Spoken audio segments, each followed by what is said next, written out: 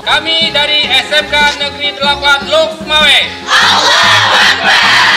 Assalamualaikum warahmatullahi wabarakatuh. Kami ucapkan selamat datang di Museum Islam Samudra Pasai. Sebelum kita masuk ke dalam, ada beberapa peraturan yang harus kita patuhi. Tidak boleh berisik, jangan ribut. Kalau memang mau bertanya, angkat tangan dulu. Peraturan yang terakhir, ini mungkin yang paling penting, jangan pernah sentuh koleksi ataupun kaca-kaca koleksi. Karena kaca-kaca koleksi itu sudah disterilisasi, sudah disemprot disinfektan. Waalaikumsalam warahmatullahi wabarakatuh. Selamat datang, saya ucapkan pada Bapak Ibu dan adik-adik SMK 8. Terima kasih sudah memilih Museum Islam Samudra Pasai. Museum ini adalah museum kita. Di dalam museum ini banyak dipamerkan sejarah. Kak Novi lupa satu aturan. Aturan yang terpenting itu tidak boleh bawa masuk HP ke dalam.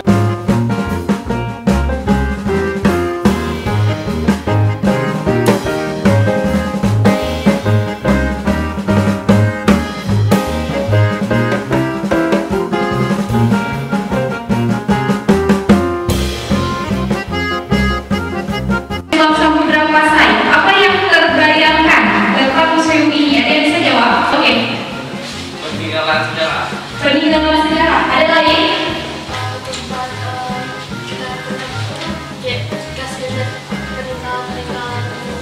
Oke, tempat memamerkan peninggalan sejarah. Ada lagi? Oke, boleh coba. Islam pertama, boleh. Lagi? Mungkin banyak ya yang sudah pernah mendengar tentang Museum Islam Samudra Pasai. Bahkan mungkin ada yang pernah mendengar tentang sejarah kerajaan Islam ini, kerajaan Samudra Pasai, yang dulunya posisinya ada di Aceh sekarang, sebelum adanya Aceh. Lebih dulu ada kerajaan Islam Samudra Pasai. Tapi kerajaan Islam Samudra Pasai ini kan kerajaan sudah ratusan tahun yang lalu ya. Dari mana kita bisa tahu bahwa dulu di sini ada kerajaan Islam? Dari catatan orang-orang yang pernah singgah ke Samudra Pasai ini, ada beberapa penjelajah yang pernah sampai ke Samudra Pasai dan mereka menuliskan di dalam bukunya tentang wilayah di pesisir pantai utara ini yang dinamakan Samudra Pasai. Namun ada juga penjelajah yang bernama Ibu Batuta. Beliau menyebutkan wilayah ini dengan nama Kota Syukutrah atau Madinah Syukutrah dalam bahasa Arabnya.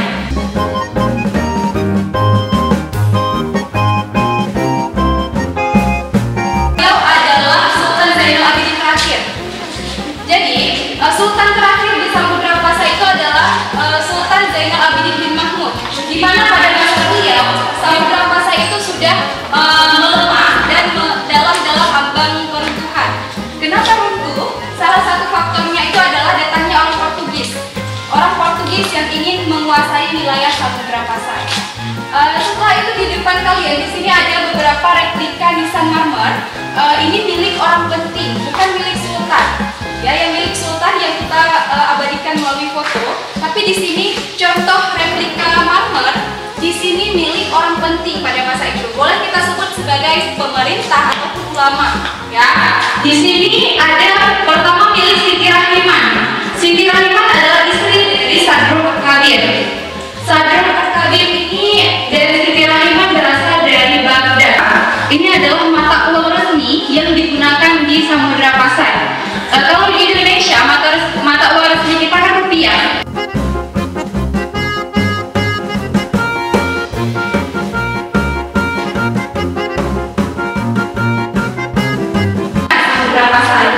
Saya akan mampir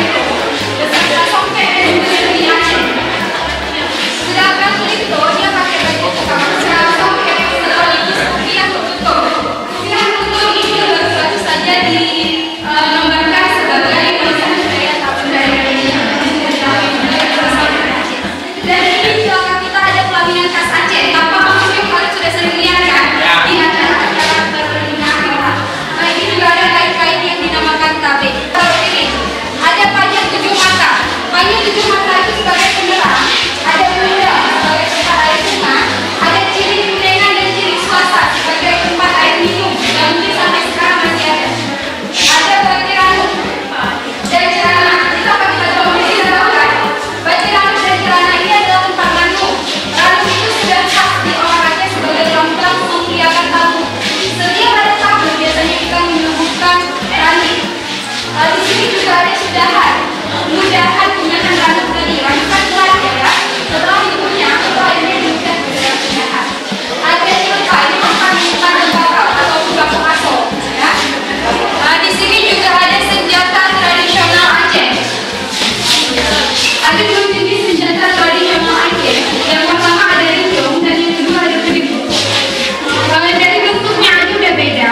Rencong itu adalah senjata yang kecil dan runcing, digunakan untuk menusuk dan menikam. Fungsinya untuk menusuk dan menikam. Sedangkan pedang dia bentuknya yang panjang dan tajam, dia gunanya untuk menebas. Oh, ini digunakan oleh kaum perempuan yang menculok bahasa ya, makanya dia kecil untuk melindungi diri. Ketika ada mara bahaya langsung ditarik di sini. Itu untuk mengelabui musuh ya, karena dikira punya musuh takut. Ada juga di sini rincong musuke, ini bahannya gade. Ada rincong duduk yang tusuk atasnya, jadi atasnya itu nggak sempurna. Ada rincong basmalah karena bentuknya seperti aksara Arab. Ada rincong siwa. Dan kalau untuk pedang di sini ada pedang gari, pedang yang usul. Ada pedang apek karena bagian tangannya itu terhimpit besi. Ada apa? Ada tahu kisah dunia? Kebanyakan